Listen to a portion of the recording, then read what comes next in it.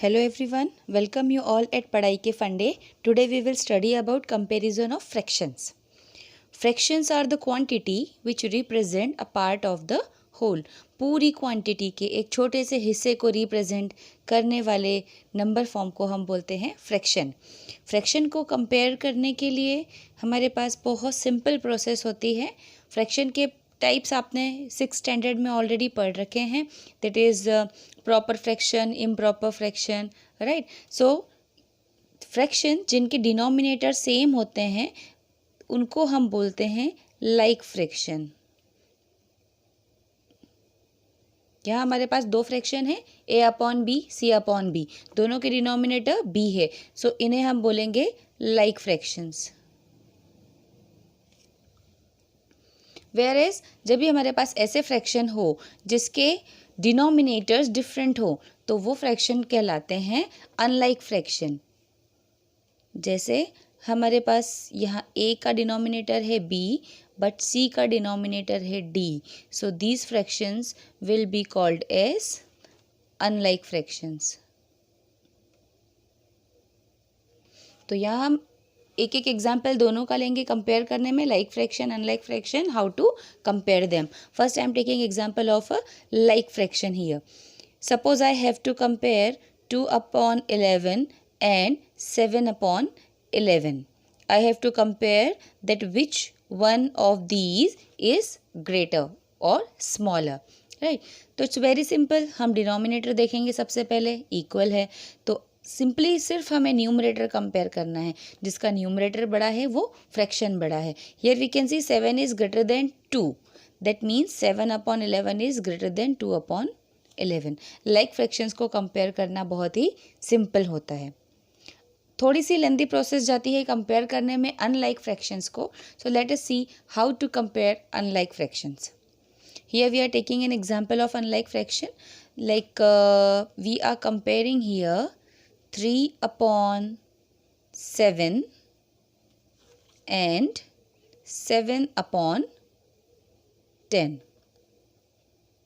Here you can see that both the fractions have different denominator, means which kind of fractions they are, unlike fraction. तो unlike fraction को compare करने के लिए हम उन दोनों fractions के denominator को same बनाएंगे।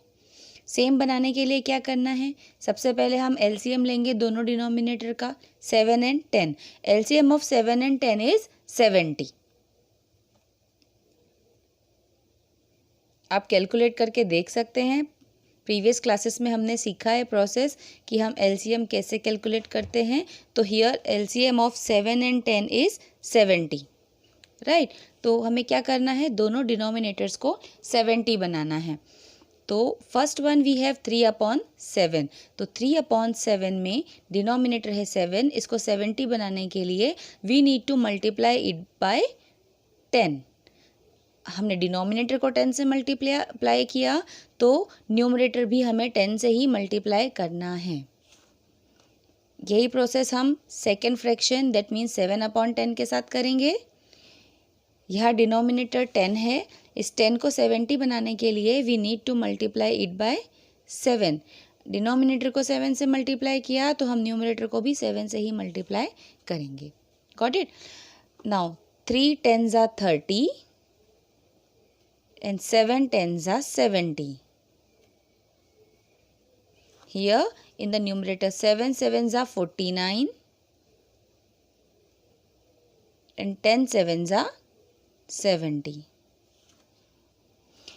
Now we can see the fractions what we have with us, they are like fraction। हमने unlike fraction को like में convert कर दिया।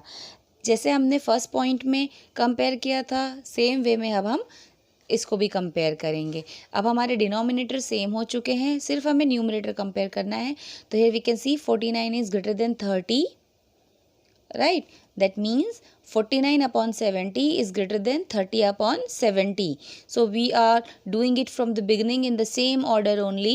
So the same less than 1 sign we will put here also. That means 3 upon 7 is less than 7 upon 10. So like this we have seen the process to compare both the kind of fraction like as well as unlike. तो where to use this, कहाँ use होता है comparison? या तो simple question आते हैं, दो fraction जिनको हमें कंपेयर करना है, और they can ask us the number of fractions can be given and it can be asked to us to arrange them either in ascending और इन डिसेंडिंग ऑर्डर। तो किसी भी ऑर्डर में फ्रैक्शंस को अरेंज करने के लिए भी हमें उन्हें कंपेयर करना होता है। तो first we will make all the fractions like, if they are unlike then after making them like we will compare the numerator and then we will arrange into the required order, ascending or descending. Hope you like the video. The process is clear to you. Don't forget to press the like button, comment, share and subscribe our channel पढ़ाई के फंडे. Thank you so much.